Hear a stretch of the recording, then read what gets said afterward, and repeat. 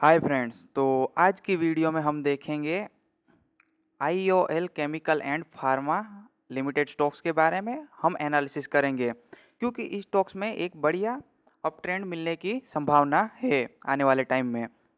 तो अब जो यहाँ पे आप देख पा रहे होंगे, ये मैंने आईओएल केमिकल लिमिटेड का यहाँ पे मंथली चार्ट यहाँ पे लगा के रखा है। यहाँ पे आप देख पा रहे होंगे। तो सबसे पहले यहाँ पे मैं ये थोड़ा चार्ट क्लीन कर देता हूँ। तो यहाँ पे देखो, अब ये स्टॉक कर क्या रहा है। अगर यहाँ पे आप स्टॉक्स को प्राइस को समझो, अब यहाँ पे देखो, यहाँ से इसने कंटिन्यूस शार्प बाइंग आई, उसके बाद क्या हुआ, यहाँ से सेलिंग आई। ये मतलब यहाँ पे देखो, ये इन्वर्टेड हैमर टाइप कैंडल बनी, उसके बाद यहाँ पे पूरे सेलिंग आई। मतलब जो लोग यहाँ पे इन्वेस्ट किया होगा, यहाँ पे कहीं पे भी उन लोगों ने प्रॉफिट बुक किया और सब लोग निकल गए। यहाँ पे कंटिन्यूस हाई बनाने के बाद सेलिंग आई। फिर जो ये स्टॉक ने क्या किया, यहाँ पे देखो मंथली चार्ट पे, ये जो यहाँ से अगर यहाँ पे पकड़ो आप, ये 2 साल या उससे ज़्यादा है, ये पूरा कंसोलिडेशन कर रहा है। और यहाँ पे अगर आप देखो, यहाँ पे देखो, ये जो कैंडल बन रही है मंथली कैंडल पे, यहाँ पे रिजेक्शन कैंडल बन रही है।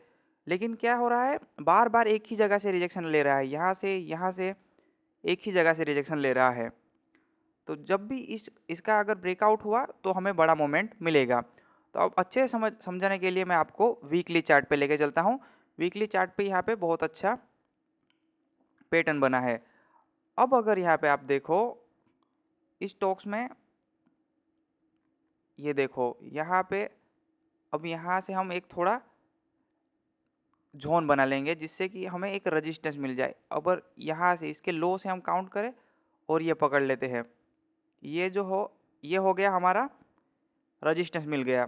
अब यहाँ पे थोड़ा मैं चार्ट बड़ा कर लेता हूँ। अब यहाँ पे देखो,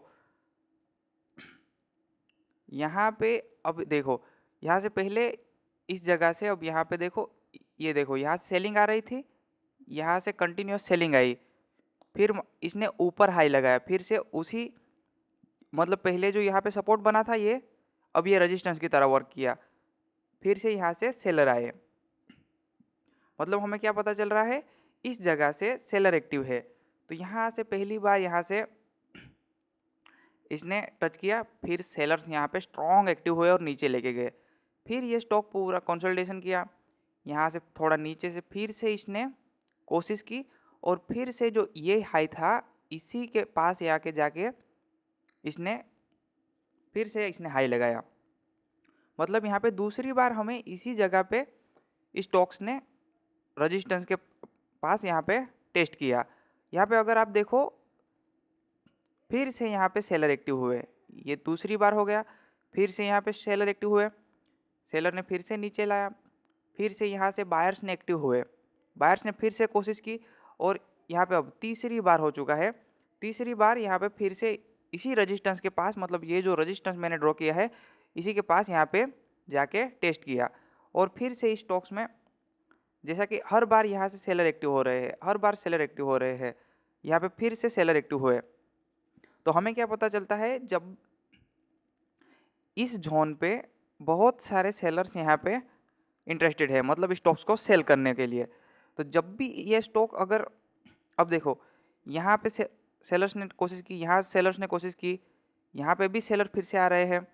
मतलब कि अब जिन्होंने सेल किया होगा उनका एसएल क्या होगा, इसके हाई के ऊपर, उनका एसएल इसके हाई के ऊपर लग चुका है। तो जब भी अगर ये स्टॉक, अब यहाँ पे देखो इसमें स्ट्रॉन्ग और वीक कौन है। अब यहाँ पे देखो, पहली बार जब सेलर आए उन्होंने यहाँ तक स्टॉक्स को लेके गए, ये लो उनका लगा है। दूसरी बार यहाँ पे लाए, उनका लो थोड़ा ऊपर ही हो गया।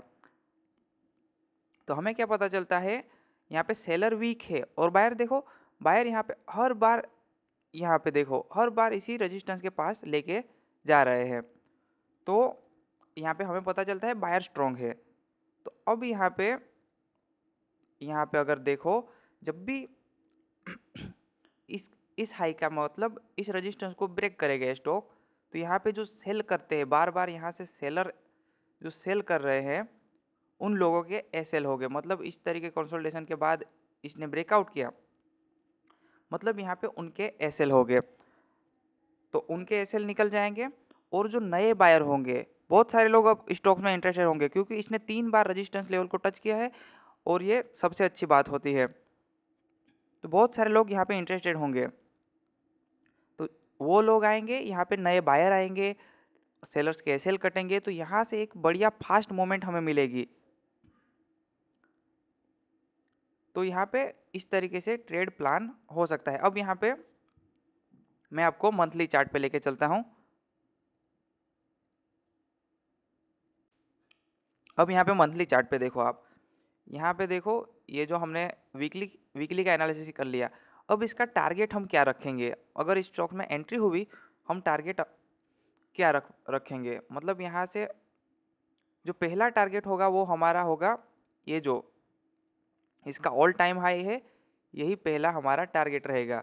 मतलब ये हमने टारगेट मार्क कर लिया। तो अब यहाँ पे हमें ब्रेकआउट किस तरीके से मिल सकता है, थोड़ा हम बड़ा कर लेते हैं। अब ये हमने बड़ा कर लिया। अब यहाँ पे देखो स्टॉक्स में ब्रेकआउट किस तरीके से होना चाहिए।